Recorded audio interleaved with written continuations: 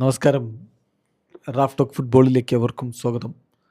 തുടർച്ചയായ രണ്ടാം സീസണിലാണ് PSG UEFA champions ലീഗിൽ മുത്തമിട്ടിരിക്കുന്നത്. എംബാപ്പെ പോയി, അടുത്ത 2 വർഷം PSG കപ്പെടുത്തു എന്നുള്ളതാണ് അവസ്ഥ.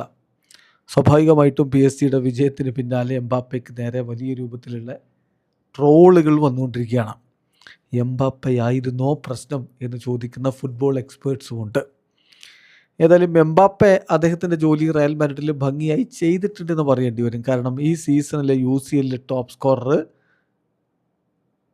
അത് കിലിയൻ എംബാപ്പയാണ്. ക്വാർട്ടർ ഫൈനൽ അപ്പുറത്തേക്ക് അദ്ദേഹത്തിൻ്റെ ടീം പോയിട്ടില്ല. എന്നിട്ടും 15 ഗോളുകളുമായിട്ട് അദ്ദേഹമാണ് ടോപ്പ് സ്കോറേഴ്സ് ലിസ്റ്റിൽ ഒന്നാമത്. ഹാരി കെയ്ൻ 14 ഗോളുകളുമായി രണ്ടാമത്. ഹുലിയൻ ആൽവാരസും കിച്ച കാർഡസ്കേലിയയും ആൻ്റണി ഗോർഡനും ഒക്കെ 10 ഗോളുകളുമായിട്ട് മൂന്നാമത്. അപ്പോൾ എംബാപ്പയ്ക്ക് കിരീടമില്ല, പക്ഷേ UCL ഗോൾഡൻ ബൂട്ട് ഉണ്ടെന്ന് വേണമെങ്കിൽ പറയാം. പക്ഷെ എംബാപ്പയുടെ ഈ ഒരു അവസ്ഥ അത് വല്ലാത്തൊരു വിധിയാണെന്ന് ഞാൻ പറയും. മുമ്പ് ഇതുപോലൊരവസ്ഥ ഞാൻ കണ്ടിട്ടുള്ളത് മൈക്കൽ ഓവനാണ്. മൈക്കൽ ഓവൻ അന്ന് UCL എടുക്കാൻ വേണ്ടിയിട്ടാണ് ലിവർപൂളിൽ നിന്ന് റയൽ മാഡ്രിഡിലേക്ക് പോകുന്നത്. എന്നിട്ടോ തൊട്ടടുത്ത സീസണിൽ ലിവർപൂൾ ചാമ്പ്യന്മാരായി. ഇത് അതുക്കും മേലെയാണ്. കാരണം ആ ഒരു കിരീടം മാത്രമല്ല, അടുത്ത കിരീടവും നേടി. 2 കിരീടങ്ങൾ അടുപ്പിച്ചാണ് ഇവിടെ ഇപ്പോൾ എംബാപ്പയെ മറുപുറത്ത് നോക്കുകുത്തിയാക്കി നിർത്തിക്കൊണ്ട് PSG നേടിയിരിക്കുന്നത്.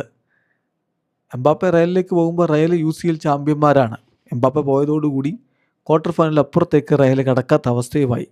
അതേസമയം PSG ആവട്ടെ പിന്നീടുള്ള 2 വർഷങ്ങളിലും കിരീടം ചൂടുന്നു. അപ്പോൾ നിരവധി പോസ്റ്റുകൾ, കളിയാക്കൽ പോസ്റ്റുകൾ വന്നുകൊണ്ടിരിക്കുന്നു.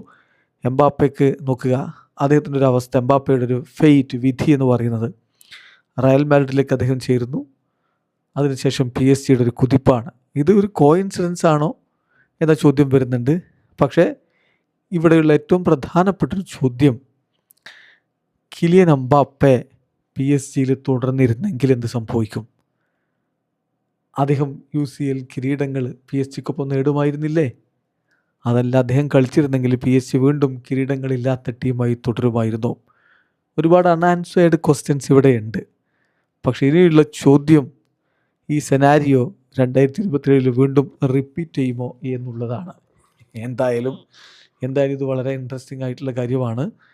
ഇനി നമ്മൾ കൃത്യമായിട്ടൊന്ന് നോക്കിയാൽ എന്തായിരുന്നു യഥാർത്ഥ പ്രശ്നം?